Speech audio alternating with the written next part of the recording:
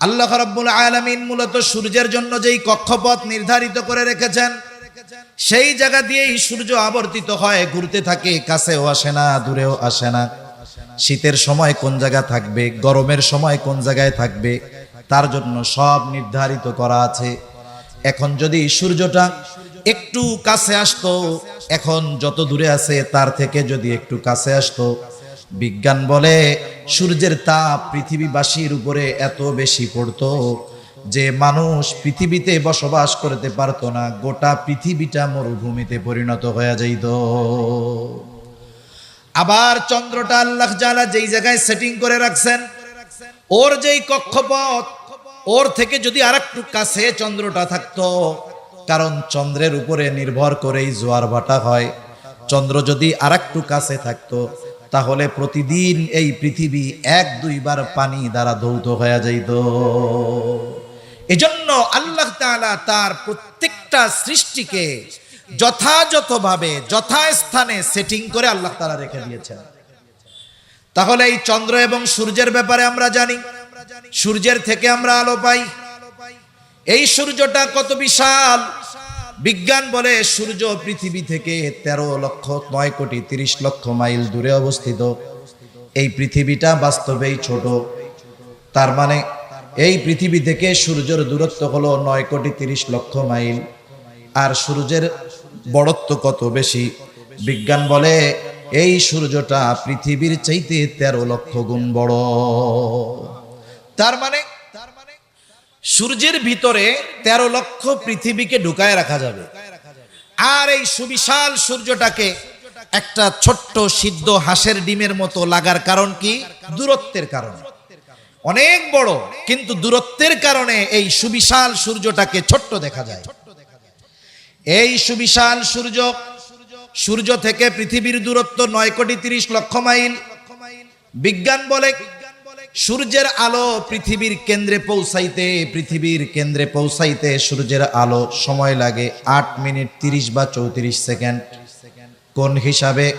বলে আলোর গতি হলো সেকেন্ডে 1,86,000 মাইল। 1,86,000 মাইল আলো প্রতি সেকেন্ডে অতিক্রম করে। এই হিসাবে সূর্যের কেন্দ্র থেকে পৃথিবীর কেন্দ্রতে সূর্যের আলো পৌঁছাইতে সময় লাগে 8.5 মিনিট। 9,30,00,000 মাইল পথ পাড়ি দিয়ে 8.5 মিনিটে সূর্যের আলো পৃথিবীতে চলে আসে। এবার আমরা রাতের বেলা যখন পরিষ্কার আকাশ, এই পরিষ্কার আকাশে মিটমিট করে তারা জ্বলতে দেখা যায়, আল্লাহ রাব্বুল আলামিন অগণিত তারকার দ্বারা পৃথিবীকে সুসজ্জিত করেছেন। আল্লাহ তাআলা বলেন, ইন্না যায়্যানাস সামাআদ দুনিয়া বিজিনাতিনিল কাওয়াকিব। আল্লাহ রাব্বুল আলামিন বলেন, আমি নক্ষত্র পুঞ্জ দ্বারা এই পৃথিবীর আকাশকে সুসজ্জিত করেছি। তো শুকর যে মহান মালিক আমাদের হায়াতে বরকত দিয়ে সুস্থ রেখে হাজারো মানুষের মধ্য থেকে যাচাই বাছাই করে হাদিসের ভাষায় জান্নাতের বাগানে আসার বসার, কিছু কথা বলবার এবং শ্রবণ করবার তৌফিক যে মহান মানিব দান করেছেন, সে মহান মানিবকে খুশি করার জন্য মোহাব্বতের সাথে জবান খুলে অন্তর থেকে আমরা একবার কালিমাতুশ শুকর পাঠ করি, আলহামদুলিল্লাহ। অগণিত দুরুদ ও সালাম সৈয়দুল আম্বিয়া, আশরাফুল আম্বিয়া, খাতামুল আম্বিয়া, ইমামুল মুরসালিন, রহমাতুল লিল আলামিন মুহাম্মাদুর রাসূলুল্লাহ সাল্লাল্লাহু আলাইহি ওয়াসাল্লামের উপর আল্লাহ সুবহানাহু ওয়া তাআলার প্রতি বড় কৃতজ্ঞ হওয়া দরকার আমাদের, যে আল্লাহ তাআলা আমাদের মতো মানুষকে সৃষ্টির শ্রেষ্ঠ জীব হিসাবে অভিহিত করেছেন। অথচ আল্লাহ তাআলার অন্যান্য সৃষ্টির সাথে যদি আমাদের তুলনা দেওয়া হয়, দেখা যাবে অনেক ক্ষুদ্র ক্ষুদ্র সৃষ্টির চাইতে আমাদের অনেক বেশি দুর্বলতা পরিলক্ষিত হবে। যেমন আল্লাহ তাআলা কুরআনুল কারীমের মধ্যে বলেন, ওয়া খুলিকাল ইনসানু দাঈফা, মানুষকে দুর্বল করে সৃষ্টি করা হয়েছে। আমরা দুর্বল, এটা আল্লাহ তাআলা আগেই জানিয়ে দিয়েছেন। এ দুর্বলতা কত বেশি এটা আমরা কল্পনাও করতে পারবো না। দৈহিক শক্তির দিক দিয়ে যদি আমরা চিন্তা করি, একটা গরু আমাদের চাইতে অনেক বেশি শক্তিশালী। অনেক সময় দেখা যায় একটা গরু ৮-১০ জন মানুষ ধরে টেনে তাকে আনা লাগে। আবার যদি দৃষ্টিশক্তির দিক দিয়ে আমরা দেখি যে স্বাভাবিক বয়সের সাথে সাথে আমাদের দৃষ্টিশক্তি লোপ পায়, আমরা দেখতে পাই না।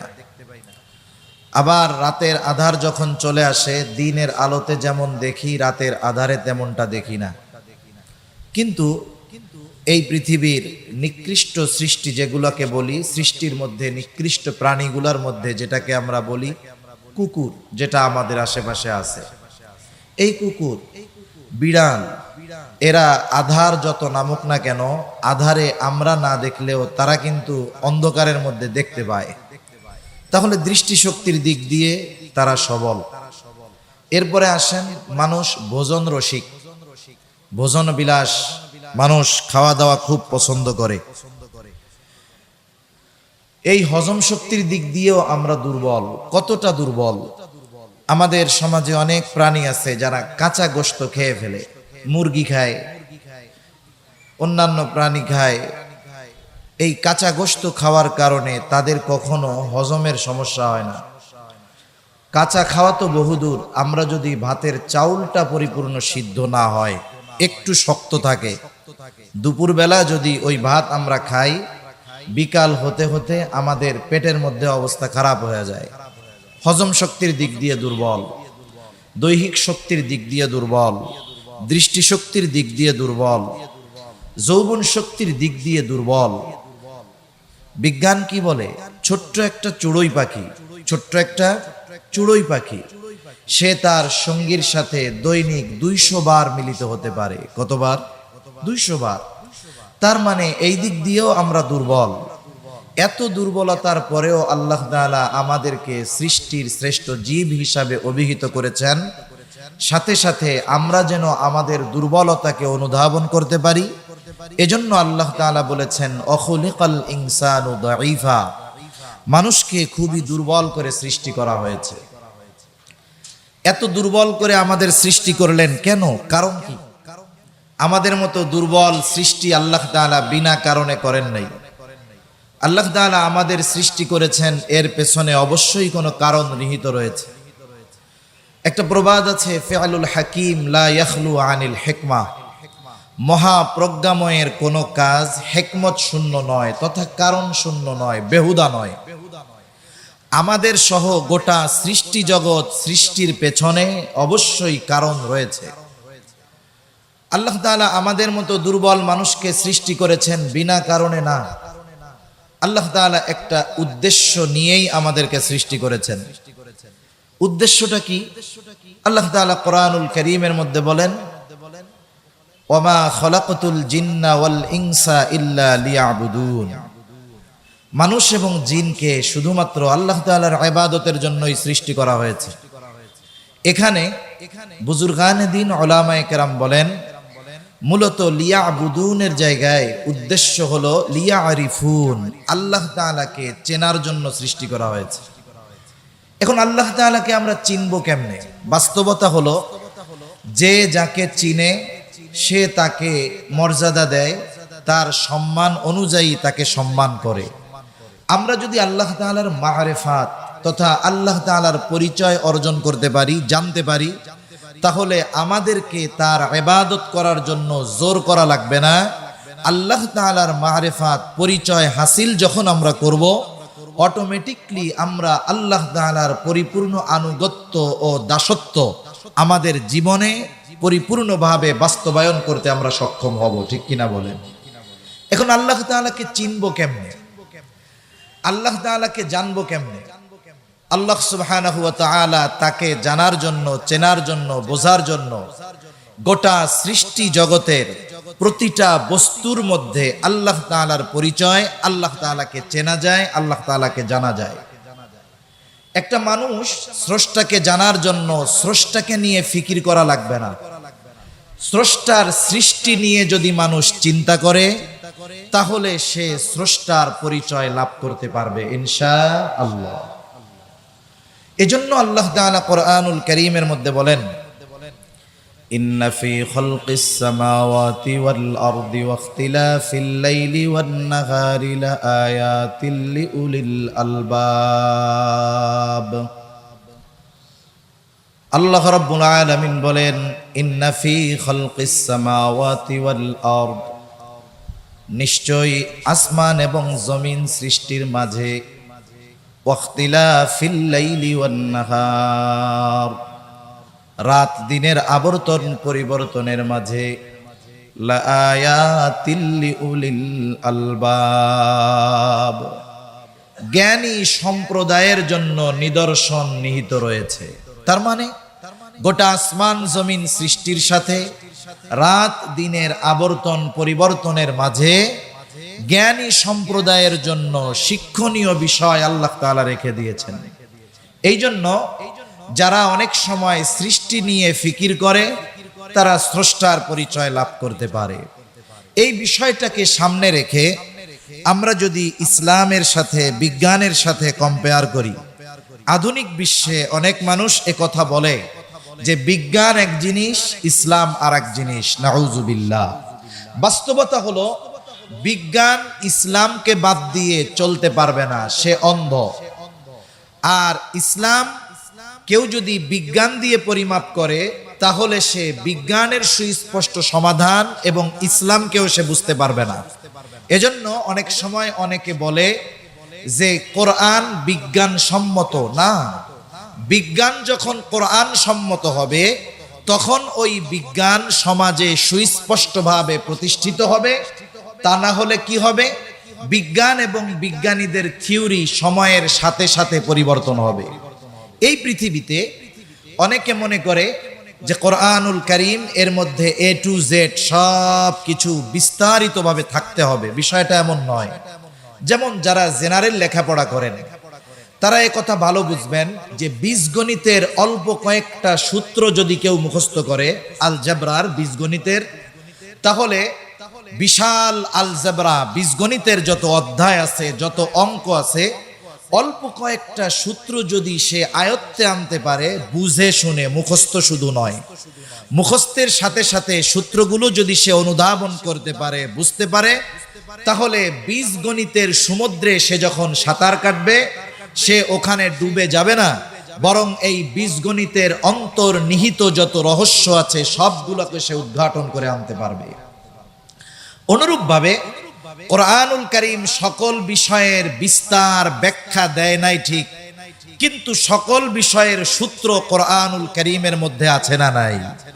যদি কোরআনুল কারীমের মধ্যে সৃষ্টি জগতের অন্যান্য সকল বিষয়ের সব বিষয়গুলোর বিস্তার ব্যাখ্যা দেওয়া হতো, তাহলে এই কোরআনুল কারীম এইরকম একটা ছোট্ট পাণ্ডুলিপিতে থাকতো না, বরং এটা বৃহৎ আকার ধারণ করত, যেটা মানুষের জন্য বহন করা, যেটা মানুষের জন্য পড়া, যেটা মানুষের জন্য কাছে রাখা কঠিন হয়ে যাইত। কিন্তু আল্লাহ তাআলা এই 600 পৃষ্ঠা হিফজুল কোরআন যেগুলো, এগুলোর আলোকে এই 600 পৃষ্ঠার ভিতরে গোটা সৃষ্টি জগতের সব রহস্য সূত্র আল্লাহ তাআলা রেখে দিয়েছেন। সুবহানাল্লাহ।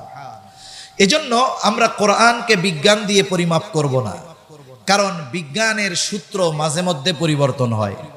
বিজ্ঞান 100 বছর আগে একটা বিষয়ের ব্যাপারে এক কথা বলছে, দেখা যাবে 100 বছর পরে এইটার ব্যাপারে আরো 10-15টা মত পাওয়া যায়। কিন্তু কোরআনুল কারীম 1500 বছর আগে আল্লাহ তাআলা নাজিল করেছেন।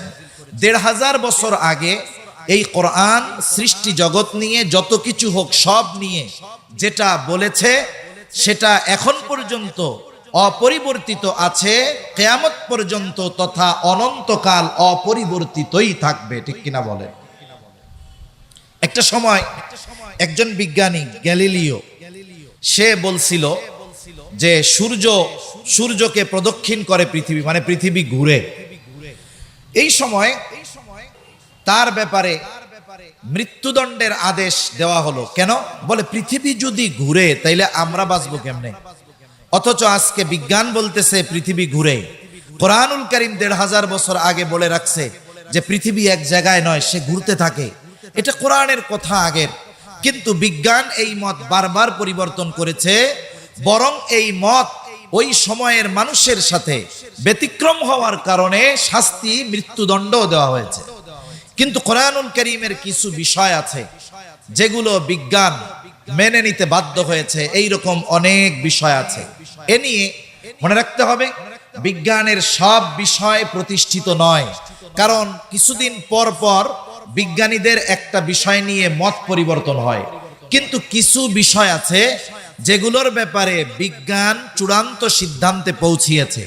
চূড়ান্ত সিদ্ধান্তে পৌঁছানোর আগে বিজ্ঞান বারবার মত পরিবর্তন করেছে, কিন্তু বিজ্ঞান যেই বিষয়ে সুস্পষ্টভাবে একটা চূড়ান্ত সিদ্ধান্তে উপনীত হয়েছে, ওই বিষয়গুলোর ব্যাপারে কোরআনুল কারীম ১৫০০ বছর আগে যেই সিদ্ধান্ত দিয়েছে, বিজ্ঞান যখন চূড়ান্ত সিদ্ধান্তে পৌঁছাইছে, দেখা গেল এই চূড়ান্ত সিদ্ধান্ত বিজ্ঞানীরা গবেষণা করে বের করার ১৫০০ বছর আগেই কোরআনুল কারীম ওই বিষয়ের চূড়ান্ত ফয়সালা দিয়ে দিয়েছে। সুবহানাল্লাহ। দুই একটা কথা না বললেই নয়। একটা হলো মানুষ সৃষ্টি নিয়ে, মানুষ কিভাবে মায়ের পেটের ভিতরে পর্যায়ক্রমে একটা পরিপূর্ণ আকৃতি লাভ করে, কোরআনুল কারীম এটা ১৫০০ বছর আগেই বলে দিয়েছে। বিজ্ঞান এটা নিয়ে অনেক গবেষণা করতে করতে করতে করতে বিভিন্ন মতাদর্শের পরিবর্তন হতে হতে হতে হতে একটা সময় মানব সৃষ্টি নিয়ে বিজ্ঞান পরিপূর্ণ সিদ্ধান্তে যখন উপনীত হলো, দেখা গেল তারা যেই সিদ্ধান্তে চূড়ান্ত পর্যায়ে পৌঁছেছে ওইটা কোরআনুল কারীম আগেই বলে দিয়েছে। সুবহানাল্লাহ। এজন্য অনেক সময় অনেক মানুষ একটু হতাশাগ্রস্ত হয় যে এই বিষয়টা বিজ্ঞানের সাথে মিলে না। নাউযুবিল্লাহ। বিষয়টা হলো বিজ্ঞান চূড়ান্ত সিদ্ধান্তে উপনীত হতে পারে নাই। এজন্য বিজ্ঞান এবং কোরআনের সাথে, ইসলামের সাথে যখন কোনো বিষয় সাংঘর্ষিক মনে হবে, তখন ইমানদারের ইমানের দাবি কোরআনুল কারীম, ইসলাম যেই সিদ্ধান্ত দিয়েছে নিঃসন্দেহে সেটাকে গ্রহণ করে অন্যটাকে বাদ রাখা। দেখা যাবে একটা পর্যায়ে ইসলাম যেই বিষয়টার সিদ্ধান্ত দিয়েছে, বিজ্ঞান আজ অথবা কাল সেটা মেনে নিতে বাধ্য হবেই। ঠিক কিনা বলেন? এইরকম অনেক উপমা দেওয়া যাবে। যেমন হাদিসের মধ্যে আসছে, যেই ব্যক্তি ঈমান নিয়ে মৃত্যুবরণ করবে, যাররা পরিমাণ ঈমান নিয়ে দুনিয়া থেকে বিদায় নিবে, এই ব্যক্তিকেও আল্লাহ তাআলা একটা সময় মাফ করে দিবে। যদি দুনিয়ায় পাপ করে থাকে তাহলে সে তার পাপের কারণে শাস্তি ভোগ করার পর একটা সময় সে জান্নাতের বাসিন্দা হয়ে যাবে। হাদিসের মধ্যে আসছে, আল্লাহ তাআলা যাকে সবচাইতে ছোট জান্নাত দিবেন, তার জান্নাতের পরিধি হবে কমপক্ষে এই দুনিয়ার ১০ গুণ। কয় গুণ? একটু জোরে বলেন তো। ১০ গুণ। এই যে কথাটা, এটা তো আজকে আমরা বলতেছি না, এটা রাসূল আকরাম সাল্লাল্লাহু আলাইহি ওয়াসাল্লাম ১৫০০ বছর আগে জানিয়েছেন। বলেন তো, ১৫০০ বছর আগে নবীজি যখন জানালেন যে সবচাইতে ছোট জান্নাতের মালিক এই পৃথিবীর ১০ গুণ পরিমাণ একটা জান্নাতের মালিক হবে, তখন আমাদের উপরে যেই আকাশ, মহাকাশ, সপ্ত আকাশ, এত পরিমাণ পরিব্যাপ্তি জায়গা আছে, এত বিশাল জায়গা প্রথম আসমানের নিচে আছে, তখন ছিল। কিন্তু তখনও এই ব্যাপারে মানুষ জানতো না। জানতো? আজ থেকে দেখা যাবে ১০০ বছর আগেও যখন এই ওয়াজ কোনো বুজুর্গ আলেম করতেন যে বাবারা আপনারা নেক আমল করেন, ইমানের উপরে থাকেন, গোনাহ ছাড়েন, তাহলে জান্নাতে যাওয়া যাবে। যেই জান্নাতের পরিধি যে সবচেয়ে ছোটটা পাবে তারটা হলো এই দুনিয়ার ১০ গুণ পরিমাণ। এই ওয়াজ ১-১৫০ বছর আগে যখন উলামায়ে কেরাম করতেন, পাশের থেকে শুধু ইমানদারেরা ওয়াজ শুনতো তা নয়, তারাও ওয়াজ শুনতো, শুইনা বলতো দেখ হুজুরে বলে কি, আর সামনের মানুষগুলাও বোকার মতো শুনে কি।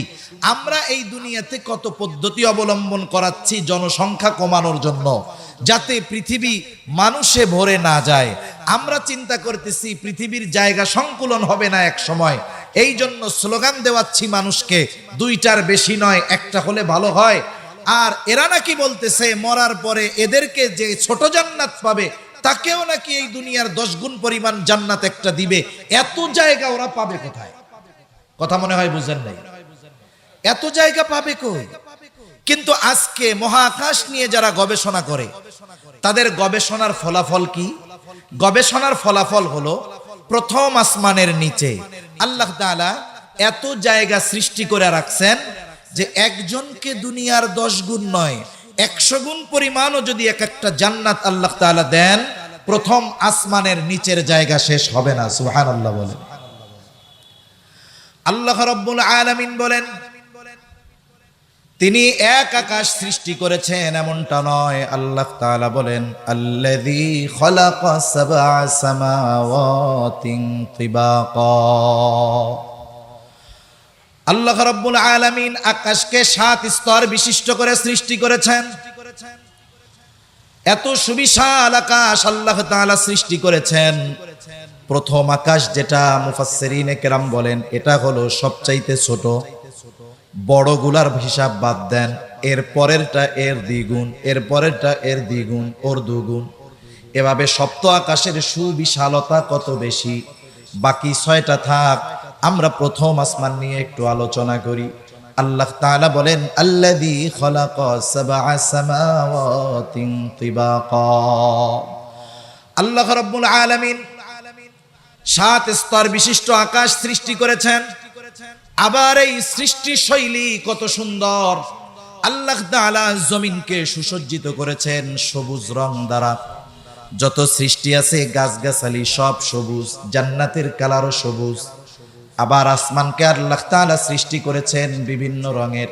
কিছু কিছু সময় দেখা যায় পুরা নীল, কিছু কিছু সময় থোকায় থোকায় সাদা মেঘ।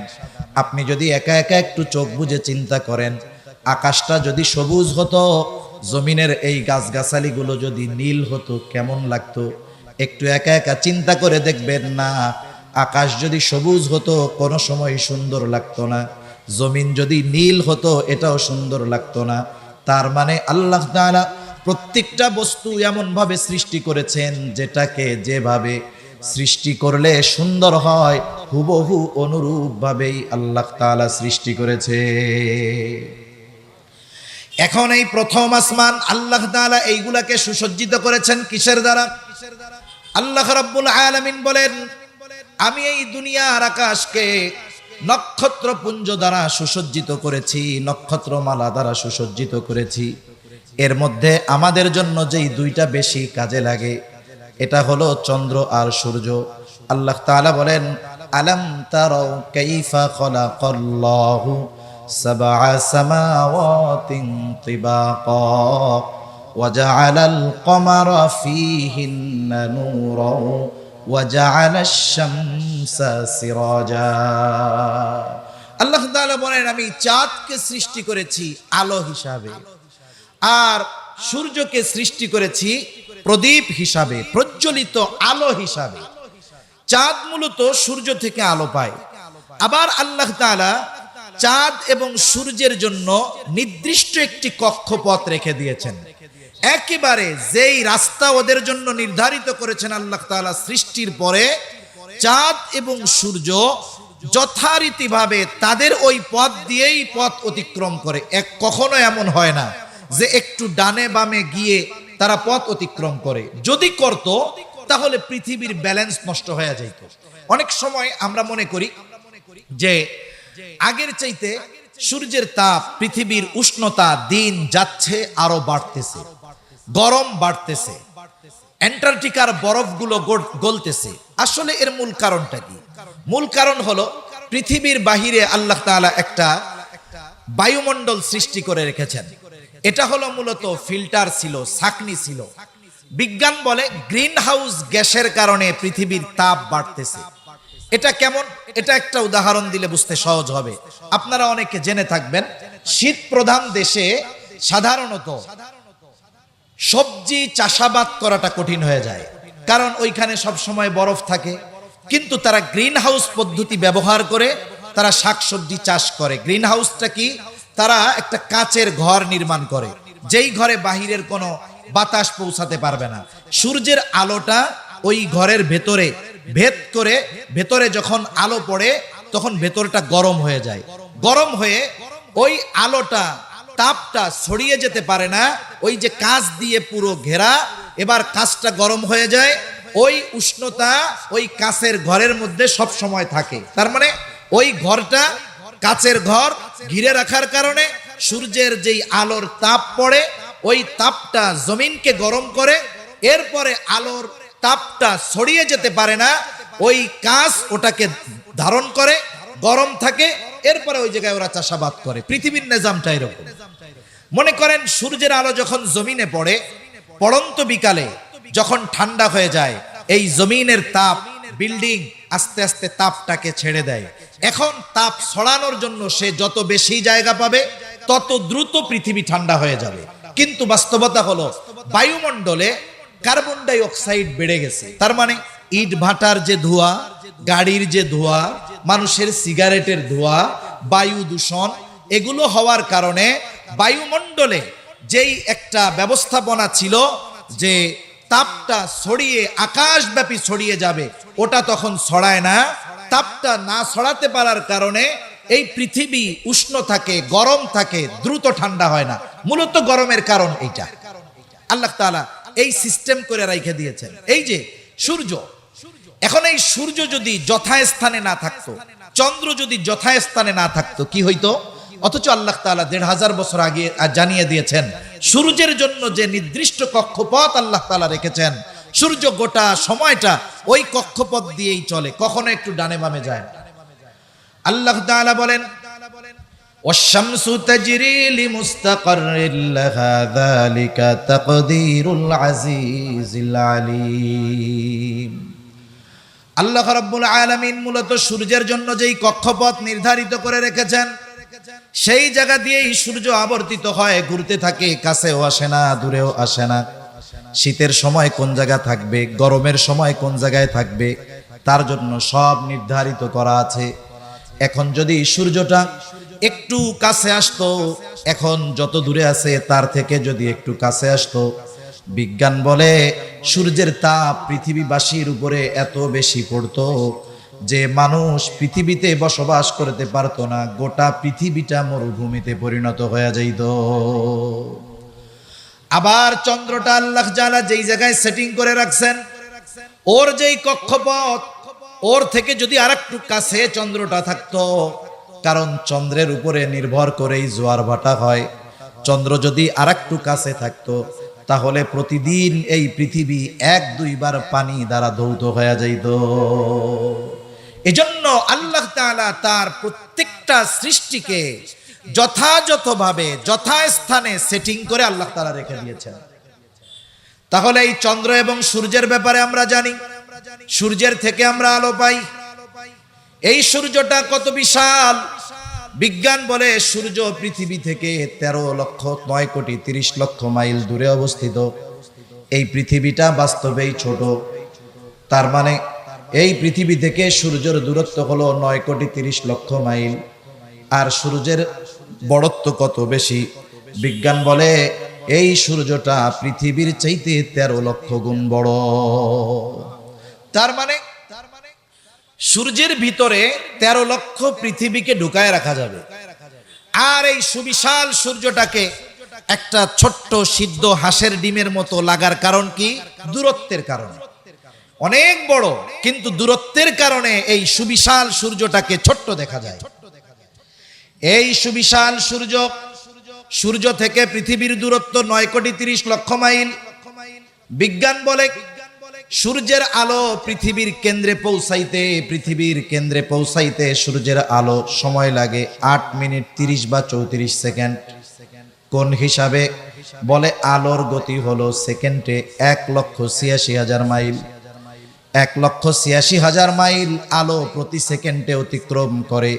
এই হিসাবে সূর্যের কেন্দ্র থেকে পৃথিবীর কেন্দ্রতে সূর্যের আলো পৌঁছাইতে সময় লাগে 8.5 মিনিট। 9,30,00,000 মাইল পথ পাড়ি দিয়ে 8.5 মিনিটে সূর্যের আলো পৃথিবীতে চলে আসে।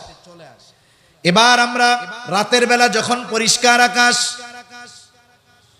এই পরিষ্কার আকাশে মিটমিট করে তারা জ্বলতে দেখা যায়, আল্লাহ রাব্বুল আলামিন অগণিত তারকার দ্বারা পৃথিবীকে সুসজ্জিত করেছেন। আল্লাহ তাআলা বলেন ইন্না যায়্যানাস সামাআদ দুনিয়া বিজিনাতিনিল কাওয়াকিব।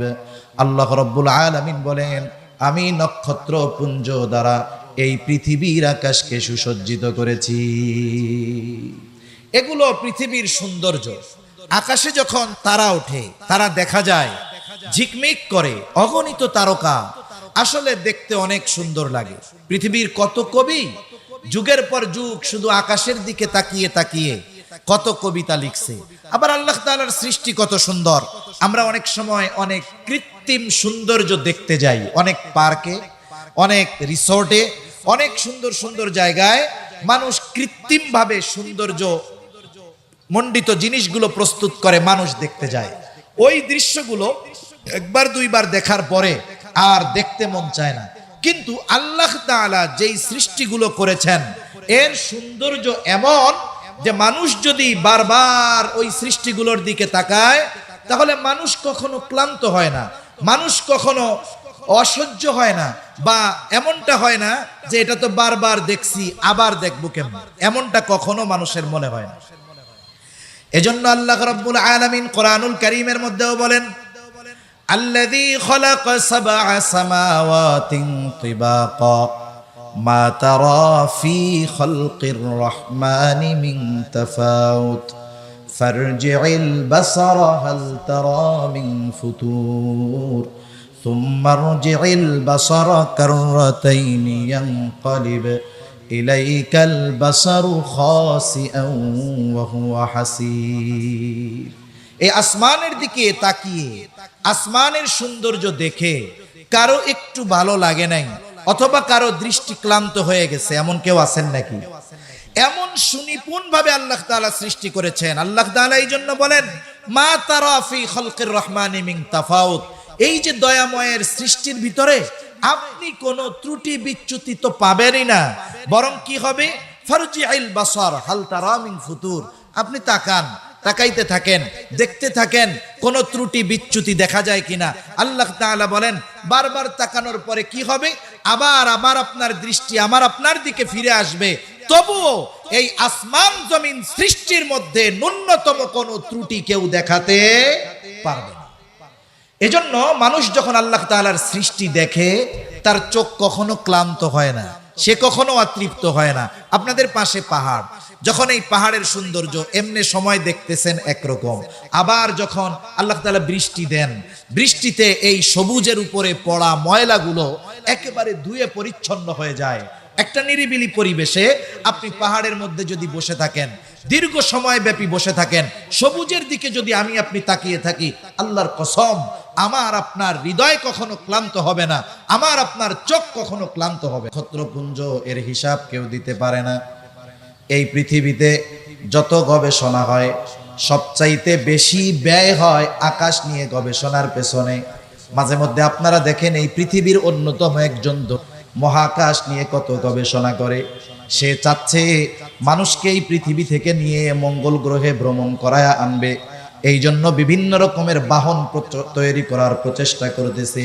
মহাকাশ নিয়ে সবচাইতে বেশি গবেষণা করে যেই সংস্থা, তাদের নাম হলো, যুগের পর যুগ তারা মহাকাশ নিয়ে গবেষণা করতেছে। প্রথমত তারা অনেক সময় আমাদেরকে অনেক আজীব খবর দেয়, নতুন নতুন গ্রহ আবিষ্কারের খবর দেয়। বলে নতুন একটা গ্রহের সন্ধান পাওয়া গেছে এত লক্ষ আলোক বর্ষ মাইল দূরে। দুনিয়ার মানুষ তখন অবাক হয়ে যায়, বিশ্বব্যাপী এক চাঞ্চল্য সৃষ্টি হয়ে যায় যে নতুন একটা গ্রহ, নতুন একটা আলম, নতুন একটা জগৎ সৃষ্টি হয়েছে। একটা জগৎ আবিষ্কার হওয়ায় আমরা কত অবাক হয়ে যাই, অথচ আল্লাহ তাআলা ১৫০০ বছর আগে কোরআনুল কারীমে এই বিশ্ববাসীকে জানিয়ে দিয়েছেন, শুনে নাও, জগৎ শুধু একটা পৃথিবী এমনটা নয়, আরো অগণিত জগৎ যিনি সৃষ্টি করলেন তিনি কে? এই অগণিত কত, আনুমানিক একটা সংখ্যা যদি মহাকাশ গবেষণা যারা করে এদেরকে দিতে বলা হয়, এর আনুমানিক হিসাব ওরা দিতে পারবে না। যদি তাদেরকে বলা হয় আকাশে তারকারাজি কত, ওরা বলতে পারবে না। আবার দেখেন 13 লক্ষ গুণ বড় সূর্যটা 9,30,00,000 মাইল দূরত্বের কারণে ছোট দেখা যায়। আকাশের মধ্যে অগণিত তারকা ছোট ছোট দেখা যায় কেন? বলে অতিরিক্ত দূরত্বের কারণে। 9,30,00,000 মাইল দূরত্বের কারণে সূর্য ছোট দেখা যায়, তার চাইতে অগণিত গুণ বেশি দূরে তারকারাজি, এটাকেও ছোট দেখা যায়। যদি জিজ্ঞাসা করা হয় আকাশে এই রকম গ্রহ কত আছে, তাহলে মহাকাশ যারা গবেষণা করে তারা বলবে যে এর হিসাব আমরা দিতে পারবো না। মিলিয়ন ট্রিলিয়ন বিলিয়ন ট্রিলিয়ন সব পার হয়ে যাবে, হিসাব দেওয়ার মতো সুযোগ নাই। এই সুবিশাল এবং এই অগণিত তারকা সব প্রথম আসমানের নিচে। এখন এর বিশালতা কত বড়, এর বিশালতা কত বড়, বিজ্ঞান বলে এই পৃথিবী থেকে সবচাইতে কাছে যেই তারকাটা, ওই তারকাটার বিশালতা কত বড়, বলে একটা তারকা যেটা সবচাইতে ছোট, ওই তারকার ভিতরে যদি কোটি কোটি সূর্যকে ঢুকিয়ে দেওয়া হয় তবুও ওই তারকার সব জায়গায় এক সূর্য পূর্ণ করতে পারবে না, কোটি কোটি সূর্য যদি তার মধ্যে ঢুকিয়ে দেওয়া হয়। তার মানে এক একটা তারকা কোটি কোটি সূর্যের চাইতেও বড়, এক একটা তারকা কোটি কোটি সূর্যের চাইতেও বড়। এই তারকাগুলো প্রথম আসমানের নিচে। দূরত্ব কত? পৃথিবীতে সূর্যের আলো চলে আসে 8.5 মিনিটে। কয় মিনিটে একটু বলেন না, কয় মিনিট? 8.5 মিনিটে। কিন্তু ওই তারকাগুলারও আলো আছে, তারকাগুলারও কি আছে? আলো আছে। এখন এই তারকার আলো পৃথিবীর দিকে সৃষ্টি থেকে নিয়ে ছুটে আসতেছে। বিজ্ঞান বলে সূর্যের আলো পৃথিবীতে 8.5 মিনিটে পৌঁছিয়ে যায়, কিন্তু ওই তারকার আলো সৃষ্টি থেকে নিয়ে সেকেন্ডে 1,86,000 মাইল গতিতে পৃথিবীর দিকে ছুটতেছে। কোটি কোটি বছর পার হয়ে গেছে, এখন পর্যন্ত একটা তারকার আলো পৃথিবীতে পৌঁছায় নাই। সুবহানাল্লাহ বলেন না? কোটি কোটি বছর পার হয়ে গেছে, একটা তারকার আলো এখন পর্যন্ত পৃথিবীতে পৌঁছায় নাই। সেকেন্ডে অতিক্রম করতেছে 1,86,000 মাইল। এই গতিতে ছুটছে। 2-1 মিনিট নয়, 2-1 বছর নয়, 2-1 শত বছর নয়, 2-1 লক্ষ বছর নয়। প্রথম আসমানের নিচের তারকার আলো পৃথিবীর দিকে ছুটে আসছে কোটি কোটি বছর ধরে, প্রতি সেকেন্ডে 1,86,000 মাইল পথ অতিক্রম করতেছে, কিন্তু এখন পর্যন্ত একটা তারকার আলো পৃথিবীতে পৌঁছায় নাই। সুবহানাল্লাহ। এখন একটু ভলিউমটা বাড়াইতে হবে, একটু নাইলে বক্স একটু ঘুরাই দিতে হবে, কানে আওয়াজ আসতেছে না, হালকা একটু ঘুরাই দেন। তাহলে এই পৃথিবীর প্রথম আসমানের নিচে কত জায়গা আছে এটা সাধারণ মানুষের জন্য হিসাব করা অসম্ভব, ঠিক কিনা বলেন? এখন বলেন তো, আল্লাহ রাব্বুল আলামিন যদি তার বান্দাদেরকে দুনিয়ার 10 গুণ নয়, দুনিয়ার 100 গুণ পর্যন্ত এক একটা জান্নাত আল্লাহ তাআলা দেয়, প্রথম আসমানের নিচে যেই জায়গা আছে সেই জায়গাগুলো শেষ হবে নাকি? এই জায়গাগুলো পর্যন্ত শেষ হবে না। এজন্য আল্লাহ সুবহানাহু ওয়া তাআলা তার সৃষ্টি শৈলী এত সুন্দরভাবে করেছেন, এত সুনিপুণভাবে করেছেন যে প্রত্যেকটা সৃষ্টি আল্লাহ তাআলা মানুষের কল্যাণের জন্য করেছেন। আল্লাহ তাআলা কোরআনুল কারীমের মধ্যে বলেন, হুয়াল্লাযী খালাকালাকুম মা ফিল আরদি জামিআ। আল্লাহ তাআলা বলেন, হুয়াল্লাযী খালাকালাকুম, তিনি তোমাদের জন্য সৃষ্টি করেছেন সবকিছু তোমাদের উপকারের জন্য। খালাকালাকুম, তোমাদের জন্য, অর্থাৎ তোমাদের উপকারের জন্য। এই জন্য পৃথিবীর যত সৃষ্টি দেখি, আমার আপনার বুঝে আসুক আর না আসুক, সকল সৃষ্টি আল্লাহ তাআলা মানুষের কল্যাণের জন্য করেছেন। এই চন্দ্র মানুষের কল্যাণের জন্য, সূর্য মানুষের কল্যাণের জন্য, একেবারে যত কিছু দেখি আর না দেখি সব কিছু আল্লাহ তাআলা মানুষের কল্যাণের জন্যই সৃষ্টি করেছে। এই জন্য আল্লাহ রাব্বুল আলামিনের সৃষ্টি নিয়ে যারা গবেষণা করে, আল্লাহ তাআলার সৃষ্টি নিয়ে যারা ফিকির করে, চিন্তা করে, এদেরকে মূলত আল্লাহ তাআলা জ্ঞানী বলে অভিহিত করেছেন। এজন্য আমাদের উচিত আল্লাহ তাআলার সৃষ্টি নিয়ে চিন্তা ভাবনা করা, আমাকে আল্লাহ তাআলা কিভাবে সৃষ্টি করেছেন এটা নিয়ে চিন্তা ভাবনা করা, আমার অস্তিত্ব কি ছিল, কোথার থেকে কিভাবে আল্লাহ তাআলা আমাকে সৃষ্টি করলেন চিন্তা ভাবনা করা। আমি যদি আমার সৃষ্টির ব্যাপারে চিন্তা ভাবনা করি, এই চিন্তা যদি আমার ভিতরে বিস্তার লাভ করে, তাহলে আমার আপনার দ্বারা কখনো আল্লাহ তাআলার নাফরমানি হবে না। এজন্য যত সৃষ্টি আছে সব আমাদের উপকারের জন্য, কিন্তু বাস্তবতা হলো আধুনিক বিশ্বের যত সৃষ্টি এগুলো আল্লাহ সুবহানাহু ওয়া তাআলা তার অনেক কথা মানুষের জন্য বোঝাকে আধুনিক সৃষ্টিগুলো আল্লাহ তাআলা সহজ করে দিয়েছেন। যেমন এই সময়ের এক গুরুত্বপূর্ণ সৃষ্টি মানুষের যোগাযোগ ব্যবস্থাকে যেটা একেবারে কাছে নিয়ে আসছে, মোবাইল ফোন, ইন্টারনেট, এগুলো মানুষের কল্যাণ আছে এর মধ্যে, তবে অনেক ভালো জিনিসের ব্যবহার এটা কল্যাণ বয়ে আনে, আবার ভালো জিনিসের খারাপ ব্যবহার মানুষের জন্য ক্ষতির কারণ হয়ে দাঁড়ায়। যেমন অনেক সময় আমরা একটা শব্দ শুনি যেটাকে এটার নাম শোনার দরকার, এমনি না দেখলেও কমপক্ষে 5ই মের সেই কালো রাত্রিতে একেবারে নিরহ, মজলুম, নিরস্ত্র উলামা, তলাবা, সাধারণ জনতার উপরে গত ফ্যাসিস্ট এবং জালেমের দোসর যারা ছিল তারা ছত্রভঙ্গ করতে এবং তাদেরকে হটাতে, তাদেরকে মারতে যেই ধরনের অস্ত্রগুলো ব্যবহার করেছে এর মধ্যে একটা, এটার আওয়াজ এতটা বিকট যে সাধারণ মানুষের কাছে পড়ে মুহূর্তের ভিতরে সে তার শ্রবণ শক্তিকে হারিয়ে ফেলতে পারে। আর এটার ভিতরে যদি বারুদ ভরে দেওয়া হয় তাহলে এটা মরণাস্ত্রে পরিণত হয়ে যায়। মুহূর্তের ভিতরে এক করলে একটা জায়গা বড় ধরনের পুকুরে পরিণত হয়ে যেতে পারে। প্রস্তুত করা হয়েছিল মানুষকে মারার জন্য নয়, এটা প্রস্তুত করা হয়েছিল খনি থেকে যেই খনিজ পদার্থগুলো আছে এই খনিজ পদার্থগুলোকে সহজে জানি উত্তোলন করা যায়, গর্ত করা যায়, এই উদ্দেশ্য নিয়ে। যখন একটু মাটি খুঁড়ে ওইখানে একটা গ্রেনেড নিক্ষেপ করে দেওয়া হতো, অটোমেটিক ওইখানে ওই গ্রেনেডের কারণে বড় ধরনের গর্তে পরিণত হতো, কষ্ট করে মানুষের খোঁড়া লাগতো না।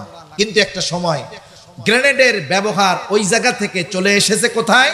মানুষ এটাকে যুদ্ধের ময়দানে অথবা অন্যর উপরে আক্রমণ করার জন্য এই ব্যবহারটা যখন খারাপভাবে করা শুরু করছে, তারা যেই কল্যাণ ছিল, উপকার ছিল, সেটা হারিয়ে গেছে, এটা মানুষের ক্ষতির কারণ হয়ে গেছে। এজন্য পৃথিবীর অনেক সৃষ্টি আছে, বিজ্ঞানের অনেক সৃষ্টি আছে যেগুলো মানুষের কল্যাণের জন্য হয়েছিল, কিন্তু এর ব্যবহার একটা সময় মানুষের ক্ষতির কারণ হয়ে গেছে। ইন্টারনেট, মোবাইল, ফেসবুক, এই ধরনের বর্তমান সময়ের যত প্রযুক্তি আছে এগুলোর মধ্যে কল্যাণ আছে, তবে ব্যবহারের কারণে এগুলোর ক্ষতি অনেক বেশি হয়ে গেছে, ঠিক কিনা বলেন?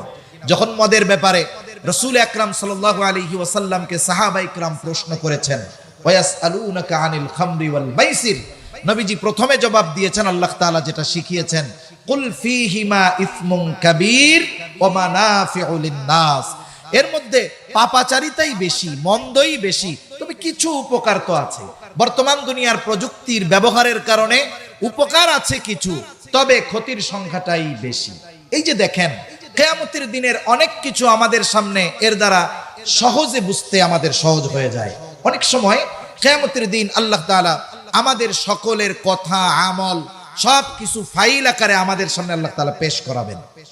আমরা সকলে দুনিয়ায় আমাদের যেই কর্ম ছিল সেই কর্মের ব্যাপারে আমরা সব জানতে পারবো কিয়ামতের দিন। কেমনে জানতে পারবো? আল্লাহ কিভাবে জানাবেন? বিজ্ঞানের এই উৎকর্ষতা আমাদেরকে জানিয়ে দিয়েছে। কিয়ামতে যখন জান্নাতি জান্নাতে চলে যাবে, জাহান্নামী জাহান্নামে যাবে, তাফসীরে ইবনে কাসীরের মধ্যে এসেছে জান্নাতি জাহান্নামীকে দেখবে, জাহান্নামী জান্নাতীকে দেখবে, উভয়ের মাঝে কথা হবে, অথচ তাদের অবস্থান জান্নাতীদের জান্নাতে, জাহান্নামীদের জাহান্নামে। কেমনে হবে? বলে আপনি যদি তাকে দেখতে চান, আপনি কয়েক ঘন্টা লাগবে না, কয়েক সেকেন্ডও লাগবে না, ইন্টারনেটে ঢুকবেন, সেও লাইনে, আপনিও লাইনে, মুহূর্তের ভিতরে আপনি তাকে দেখতেও পারবেন, শুনতেও পারবেন, অথচ কোনো তার নাই, কোনো কানেকশন নাই। 15,000 মাইল দূরে আপনি আপনার আত্মীয়কে, আমি আমার আত্মীয়কে মুহূর্তের ভিতরে দেখতে পারতেছি, তাদের সাথে কথা বলতে পারতেছি। বলেন তো, এই যে প্রযুক্তি মানুষের মাথায় আসলো, এই বুদ্ধি মানুষের মাথায় ঢেলে দিয়েছেন কে? আল্লাহ তাআলা ঢেলে দিয়েছেন। এই যে আমরা কথা বলি, আমাদের কথাগুলো যায় কেমনে? আমাদের কথাগুলো মূলত নেটওয়ার্কিং সিস্টেমকে ব্যবহার করে বাতাসের মাধ্যমে সেকেন্ডের ভিতরে আমার আপনার কথা 15,000 কিলোমিটার দূরে পৌঁছিয়ে দেওয়া হয়। হযরত সুলাইমান আলাইহিস সালামের একটা ঘটনা আছে না, বিলকিসের সিংহাসন নিয়ে আসতে হবে মুহূর্তের ভিতরে, মুহূর্তের ভিতরে একজন হাজিরও করে ফেলছে। একটু চিন্তা করেন, এই শব্দের ওজন আছে। আমরা এই শব্দটা যখন বলি মোবাইলে, হুবহু আমার বলা শব্দটা ওইখানে গিয়ে পৌঁছায়। আমি যেই কণ্ঠে বলি, আমি যেই টোনে বলি, আমি যেই ভয়েসে বলি, হুবহু সেই টোনে, সেই ভয়েসে 15,000 কিলোমিটার দূরে 1 সেকেন্ডও লাগে না আমার আপনার আওয়াজ পৌঁছিয়ে যায়। ঠিক কিনা বলেন? আল্লাহ তাআলা মানুষের মাথায় কত বুদ্ধি দিয়েছেন। এই যে কথা, এগুলো ধ্বংস হয়ে যায় না। আল্লাহ রাব্বুল আলামিন কিয়ামতের দিন আমার আপনার সব কথা, সব কর্মকে সন্নিবেশিত করে আমলনামা হিসাবে আমাকে আপনাকে দিবেন। শুধু তাই না, আল্লাহ তাআলা কোরআনুল কারীমের মধ্যে জানিয়ে দেন যে আমাদের কথা সংরক্ষণ করার জন্য একজন ফেরেশতা সর্বদা তৎপর আছে। আল্লাহ তাআলা বলেন, মা ইয়ালফিযু মিন কওলিন ইল্লা লাদাইহি রাকীবুন আতীদ। আল্লাহ রাব্বুল আলামিন বলেন, মা ইয়ালফিযু মিন কওল, মানুষ যা জবান থেকে নিক্ষেপ করে, অর্থাৎ মানুষ যেই কথাগুলো বলে, আমরা যেই কথাগুলো উচ্চারণ করি, এগুলো হারিয়ে যায় না। একজন সদা তৎপর একজন ফেরেশতা আছে, ওগুলোকে সংরক্ষণ করে। বিজ্ঞান কি বলে? বিজ্ঞান বলে মানুষ যেই কথা উচ্চারণ করে, কথাগুলো হারিয়ে যায় না। পৃথিবীর শুরু থেকে নিয়ে যত কথা এখন পর্যন্ত পৃথিবীর মধ্যে মানুষ উচ্চারণ করেছে, সব কথাগুলো বাতাসের মধ্যে ভেসে বেড়াচ্ছে। সব কথাগুলো আছে কোথায়? বাতাসে। এমনও নাকি গবেষণা চলতেছে যে এই পৃথিবীর ভয়েসগুলো থেকে, আওয়াজগুলো থেকে পৃথিবীর অতীতে যত বড় বড় মনীষী গত হয়ে গিয়েছেন, তাদের আওয়াজ, তাদের ভয়েস, তাদের টোনকে আলাদা করে বের করার চেষ্টা করা হচ্ছে। তার মানে কথা বাতাসে আছে, এটা বিজ্ঞান স্বীকার করে এবং প্রযুক্তিও এটা বলে। আমার আপনার কথা মুহূর্তের ভিতরে বাতাসের মাধ্যমে পৌঁছিয়ে যাচ্ছে 15,000 কিলোমিটার দূরে। কথাগুলো বাতাসে আছে।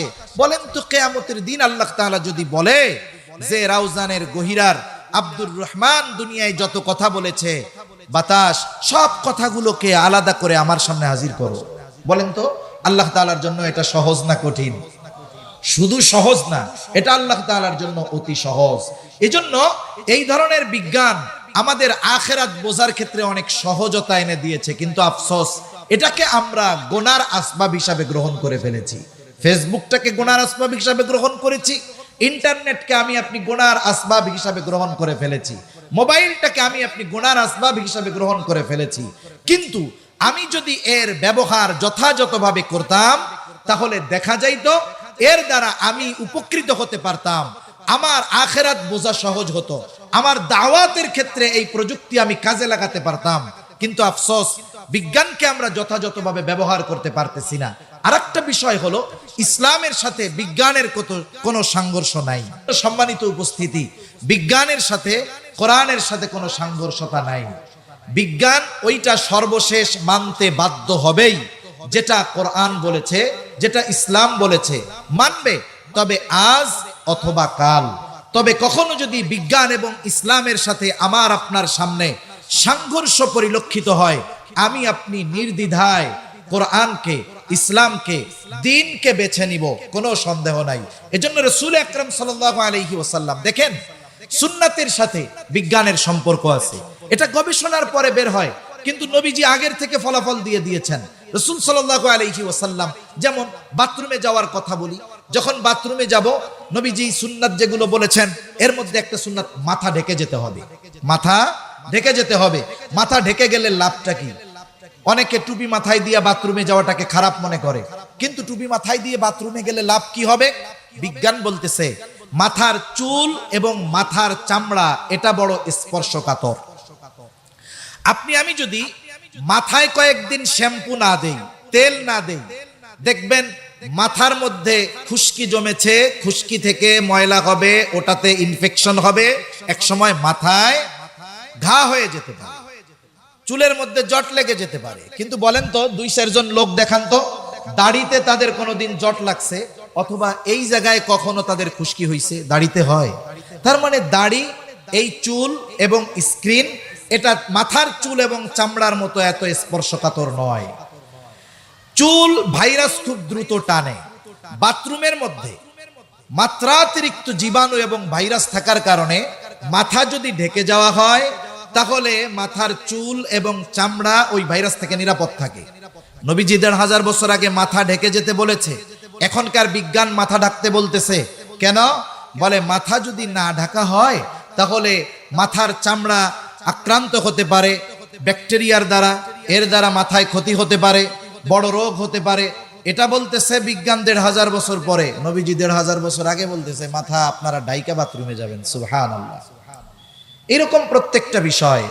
এই যে টাকনুর নিচে প্যান্ট পরার কথা বলা হয়েছে, নবীজি বলেছেন পায়জামা বা লুঙ্গির যেই অংশ টাকনুর নিচে থাকবে সেটা জান্নাতে প্রবেশ করবে না। কিন্তু আমরা দেখতেছি ব্যতিক্রম। নারীদেরকে ঢাকার কথা বলা হয়েছিল, পুরুষদেরকে খুলে রাখার কথা বলা হয়েছিল। এখন পুরুষেরা উল্টা আমল করতেছে, নারীরা খুলে রাখে, পুরুষেরা ঢেকে রাখে। বিজ্ঞান কি বলে? বিজ্ঞান বলে যে এই টাকনু যদি খুলে রাখে পুরুষ, এখানে আলো বাতাস লাগবে। আলো বাতাস লাগার কারণে কি হবে? তার যে সেক্সুয়াল হরমোন আছে এটা আলো বাতাসের দ্বারা উপকৃত হবে, তার এটার দ্বারা অনেক উপকার হবে, এজন্য সে খুলে রাখবে। এটা বৈজ্ঞানিক কারণ। নবীজির সুন্নাত মানতে হবে, এটা তো আছেই, কিন্তু বিজ্ঞানকে সামনে রেখে নয়। সুন্নাতকে মানতে হবে নবীর আদেশকে সামনে রেখে। কিন্তু সুন্নাত মানলে বৈজ্ঞানিক উপকার আছে। আর মেয়েরা ঢেকে রাখবে কেন? মেয়েরা যদি ঢেকে রাখে, পুরুষের যেই না ঢাকলে ক্ষতি হতো, মেয়েরা ঢাকলে না ঢাকলে সেই ক্ষতি হবে।